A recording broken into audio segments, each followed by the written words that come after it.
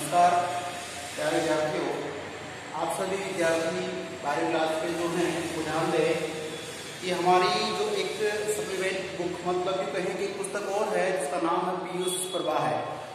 पीयूष वैसे अमृत को कहते हैं, पीयूष अमृत पेय इस तरह से, तो अमृत का प्रवाह है, अमृत का प्रवाह है। इस पुस्तक का नाम ही पीयूष प्रवाह रखा गया है।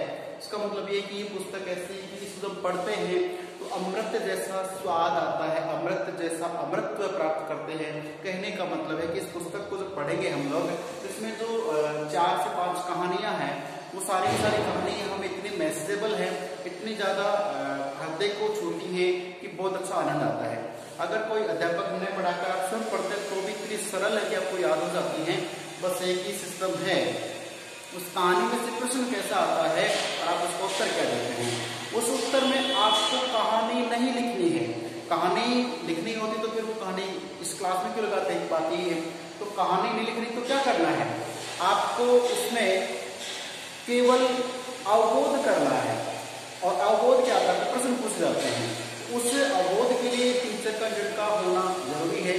तो इस कहानी में क्या पूछेगा, कैसे पूछेगा देखना है। लेकिन सबसे पहले इम्पोर्टेंट ये है कि इस कहानियों को हम जाने तो पहली जो कहानी है उस कहानी का पार्ट पहला, पीयूष प्रवाह में पार्ट पहला है। कहानी का पहला पार्ट उसने कहा था और उसने कहा था ये पंडित चंद्रधर शर्मा गुलेरी हैं, जिनका मैं एक वीडियो आपको भेज चुका हूँ कि पंडित चंद्रधर शर्मा का परिचय जो आपको मैं दे चुका हूँ। तो 1883 उनका जन्म और 1922 उनका भाई देहांत हो गया है। और ये आपके जयपुर में ही इनका जन्म, बहुत ही प्यारे और बहुत अच्छे नेक दिल इंसान रहे हैं ये। उनकी कहानी काफी अच्छी चली है, 3 ही कहानी लिखी थी तो उन्होंने सुपर डुपर हिट मान के चली, बहुत अच्छी कहानी है। तो उसने कहा था, तो प्रश्न ये बनता था किसने तो कहा था और क्या कहा था, ठीक है, ये ध्यान रखना है। इसी पे आधारित कहानी है। मैं बता चुका हूँ कि पहला विश्व युद्ध 1914 में जब हुआ उसकी जो विविधता थी, उसकी जो घटना थी, उस घटनाक्रम को लेकर ये कहानी लिखी गई है। तो 1914 में तो जो युद्ध हुआ, ठीक है, प्रथम विश्व युद्ध, उस घटना में जो सैनिकों के साथ घटनाएं घटी, जो व्यवहार हुआ उसका जिक्र, उसका एक अंकन इस कहानी में किया गया है। और देखना ये है कि इस कहानी के आधार पे कि ये जो है उस कहानी के आधार पे 14 में हुआ है, लेकिन कहानी आती हमारे पास 1915 में। ये सोचना समझना है। आगे देखिए आप कि इस कहानी की मैं कुछ ओनली पॉइंट्स आपको दे रहा हूँ।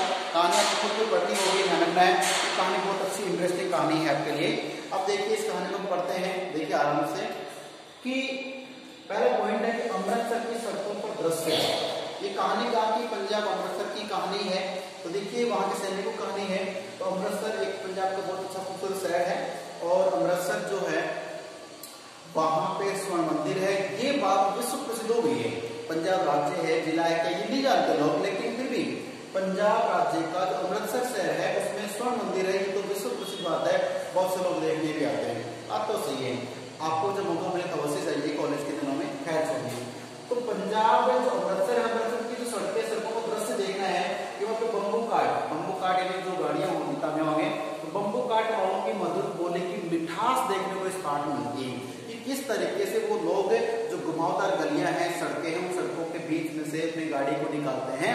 तो इनके तो गाड़ी लोडेड है, उनमें सामान बम्बू काट जो बैलगाड़ी घोड़ा गाड़ी लेके सकते हैं और ये लोग सामान लोडे करते हैं। तो ऐसे में सामने से कोई लग्जरी कार वाला आ रहा है, कोई बाइक वाला आ रहा है, कोई पैदल आ रहा है, तो सड़कें गले तो ही। अब बम्बू काट वालों की मधुर बोली का परिचय पाठ में आया है, जिससे इसमें कंपेरिजन किया गया है।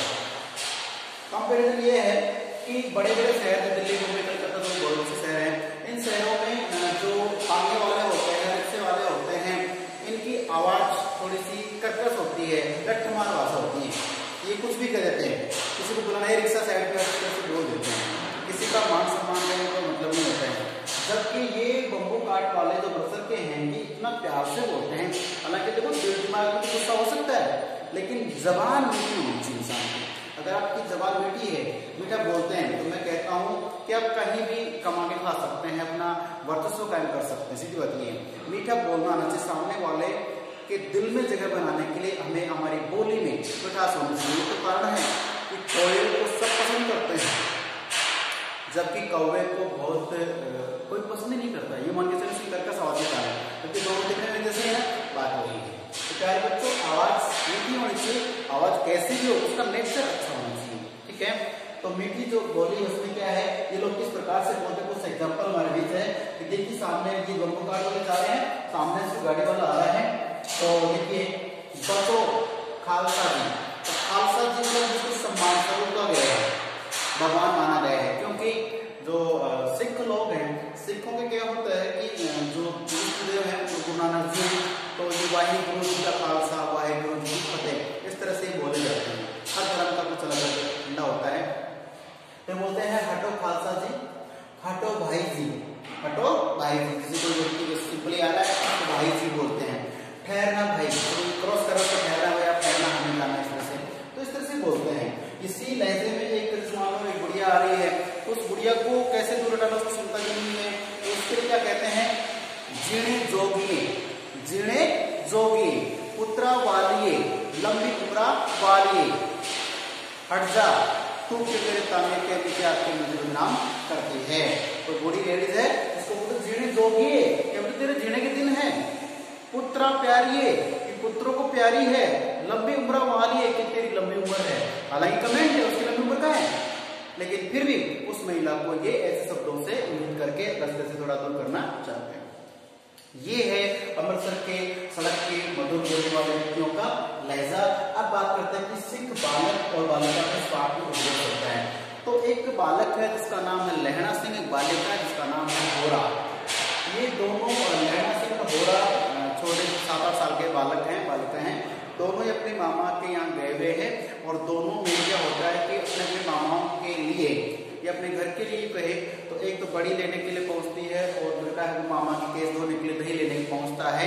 दोनों को एक दुकान पे जाना था, सामने से किसी का घोड़ा बिगड़ जाता है, किसी सामने का घोड़ा बिगड़ जाता है, और वो क्या करता है कि उसको लेकर, घोड़ा बिगड़ गया, अब वो घोड़ा बिगड़ गया तो रास्ते में दौड़ता जा रहा है। ऐसे स्थिति में वो जो होरा नाम की लड़की है उसकी जीवन संकट में है, घोड़ा उस तरफ भागा हुआ ताना समेत। और ऐसे में जो लहणा सिंह होते हैं, बच्चा वो भी है, लेकिन भाग करके उस लड़की को, क्योंकि आप जानते हैं कि हमारा जो क्लाइमेट है इसमें लड़की का शरीर होता है वो 15-16 साल तक की, मान के चलिए बचपन में रोज ज्यादा सॉफ्ट रहता है, और 15-16 साल तक उसका शरीर थोड़ा मुलायम या सॉफ्ट रहता है, कमजोर रहता है।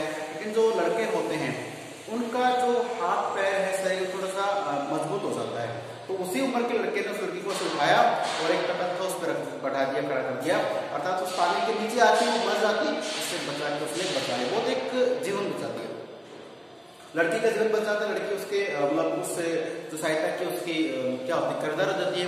वो लड़की कहती है आपने मैंने अच्छा किया, दोनों साथ साथ दुकान पे अपना सामान लेके घर वापस लौट जाते हैं। और अगले दिन फिर उनकी मुलाकात होती है, और लड़का उस लड़के से एक बात पूछता है। उस उम्र में अभी देखिए लड़की ने क्या उसमें डाला है। लड़के ने लड़की से पूछा तेरी कुड़माई हो गई क्या। ये अपने एग्जाम में आ सकता है कि तेरी कुड़माई हो गई का पंक्ति से क्या सिद्ध करना चाहते हैं या क्या मैसेज देना चाहते हैं, बता सकते इसमें। तो उस लड़के ने पूछ लिया तेरी कुड़माई हो गई क्या। तो ये देखिए सीधा सपाट एक सिंपल निश्चल प्रेम है। अगर मान लो लड़के कहते हैं कि मेरी कुड़माई नहीं हुई है, तो लड़का सोचता है कि मैं बड़ा हो गया या फिर भी मैं अपने घरवालों से इसके रिश्ते की बात करूँ। छोटे से बच्चों को बड़ों के गुण आना ये स्वाभाविक होता है और कितना अलग लगता है। तो लड़के ने लड़की से पूछा कि तेरी कुड़माई हो गई क्या, और लड़की कुछ भी आंसर नहीं देती है, शर्माती है, सुनने को हल्का सा फोल्ड करती है और उस मुंह में लेती है, ऐसे एक्टिंग करके, और एक लाइन कहती है धत तेरी, धत तेरी, ऐसे कहती है और चली जाती है। एक दिन चली जाती है, 2 दिन चले जाते हैं, 3, 4, 5 रोज बीत जाते हैं। लड़का रोज मिलता है, रोज ही पूछता है तेरी कुड़माई हो गई क्या, तेरी कुड़माई हो गई क्या। लेकिन लड़की भी थोड़ी सी प्रगाढ़ है और कहती है धत तेरी की कहा और चली जाती है। एक दिन लड़के ने सोचा कि अभी तो बताने वाले है नहीं। लड़का क्या करता है, ऐसे बिना मन से पूछ लिया कि तेरी कुड़माई हो गई क्या, और उसी दिन लड़की ने कह दिया हाँ मेरी कुड़माई हो गई। दिखता नहीं ये कसीदा कढ़ाई वाला सोल और रखा है चूड़ियां। तो पहले क्या था कि सगाई के बाद ही लड़कियां हैं चूड़ियों को धारण करना है, एक कढ़ाई का सालू मिलता था, सोल पहनते थे, कानों में कुंडल पहनते थे। कुछ समाज के ऐसे नियम थे जो सगाई के बाद ही लड़की ऐसे वस्त्रों को, ऐसे आभूषणों को पहन सकती थी। अब आजकल तो पता ही नहीं चलता है किसकी हुई किसकी नहीं, क्यों, कल्चर बदल गया है ना, बात यही है। इतना कहा नहीं कि लड़के का दिमाग अक्का मारी चटकेले वाला डायलॉग हो गया, मतलब परेशान हो जाता है और उस लड़की पे जो आ रहा गुस्सा उसको उतारने के वहां से निकल पड़ता है। और फिर क्या होता है, सामने दूध वाले भैया दूध लेके आ रहे थे, उसके दूध को बिखरा देते हैं, उड़ा देते हैं। एक सब्जी वाले के पूरी सब्जी को बिगेड़ देते हैं। और एक महिला, वैष्णवी महिला मंदिर जा रही थी, उसमें टकरा जाते थे, जहाँ थे नहीं, वो महिला से अंधे की उपाधि पाते हैं। अर्थात वो कहते दिखता नहीं क्या, देख के चल ना, उसमें टकरा जाते हैं। वो महिला डांटती है, फिर आगे चलता है। लास्ट में तो इतना हुआ कि एक लड़का खेल रहा था, उसको लात मारी की एक मोरी में जाके लड़का फिट हो जाता है, उससे जाता है। ये इस लैला सिंह के दिल दिमाग में उसके लड़की के प्रति कुछ प्रेम था एक तरफा, और लड़के ने कहते कुर्बानी हो गई। इस बात का गुस्सा प्रकट करने के लिए इतने व्यक्तियों का उसने नुकसान किया। अब ये कहानी जो है, इनकी प्रेम कहानी तो यहीं पे पूरी हो गई। अब क्या होता है, हाँ आप भी सोच रहे कहानी और आगे बताया जाए, लेकिन कहानी जो है यहीं पे स्टॉप करते हैं, आगे आते हैं।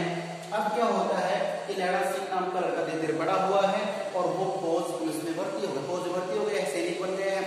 सैनिक बनकर के वो जो जर्मनी से युद्ध चल रहा था, वहां उसकी ड्यूटी लग जाती है।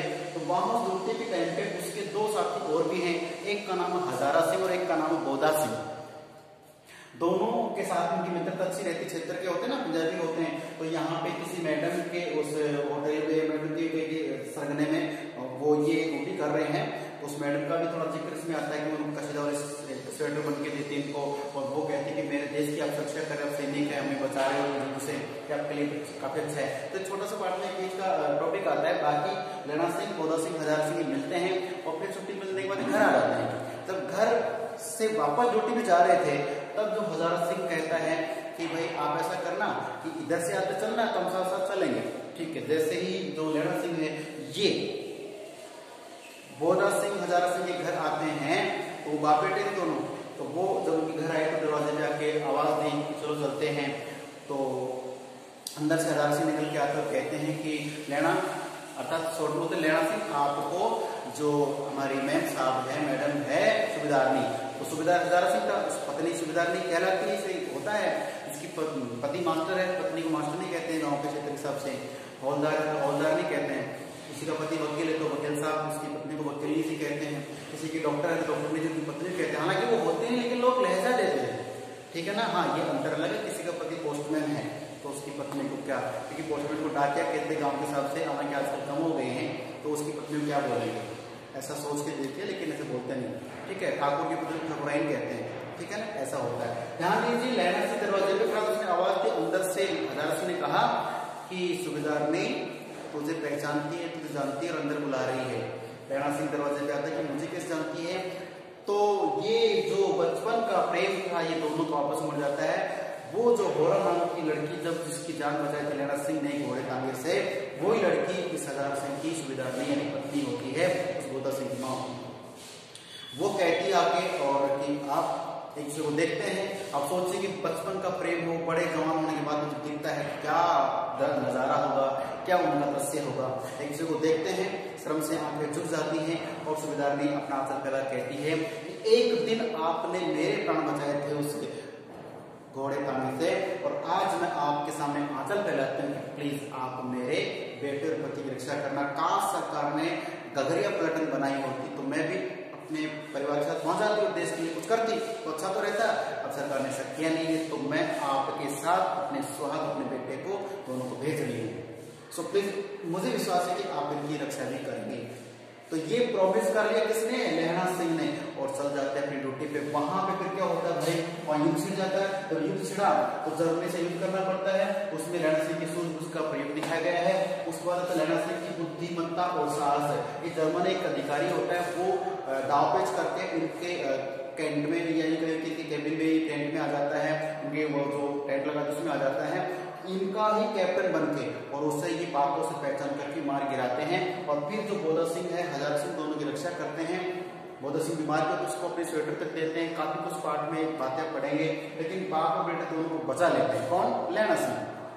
अंत में खुद लेना सिंह की जांग में और कमर में वो लग जाती है, लेकिन किसी को बताते नहीं है, अपना कष्ट स्वयं झेल रहे, क्योंकि बचपन का प्रेम है उसको निभाने के लिए कि इसका पति और बेटा सुरक्षित रहने से भले मुझे कुछ हो जाए। ये क्या होता है, प्रेम में कहो देशभक्ति के लोग प्रेम और त्याग बलिदान होता है। तो ये सब वादा पूरा करने के लिए लेना सिंह ने उनको जो गाड़ी थी जो बीमारों को लेकर जाते उसमें बैठा थे कि आप जाइए, और खुद वहां ठहर जाते हैं, रुक जाते हैं, अपना एक जो उसके छोटा असिस्टेंट रहता है उसको रख लेते साथ में। और वो व्यक्ति जब लेना सिंह खूब लड़ते हैं, काफी बहादुरी का परिचय देते, उसके बाद में क्या होता है कि खुद जब गिर पड़ जाते हैं उस समय अपने घाव पे एक कपड़ा बांध लिया और पानी पीते रहते लेटे हैं, और उनका जो सिर है वो उसके छोटे अधीनस्थ अधिकारी के गोद में रखा हुआ है। और वो कहते हैं उस समय उसको स्वप्न आता है कि उसने क्या कहा था। पूरी कहानी है ये फ्लैशबैक में लिखी हुई, फ्लैशबैक में चल रही है।